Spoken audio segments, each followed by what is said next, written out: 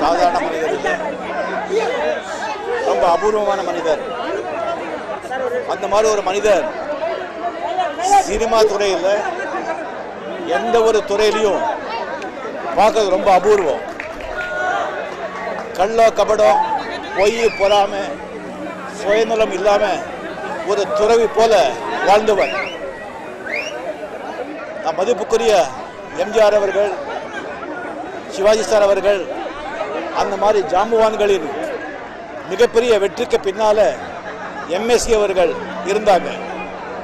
அவர் இல்லாமல் கண்ணதாசனோ, வாலியோ, ஸ்ரீதரோ, பாலச்சந்தரோ யாரும் அவ்வளோ பெரிய வெற்றி பெற்றிருக்க முடியாது.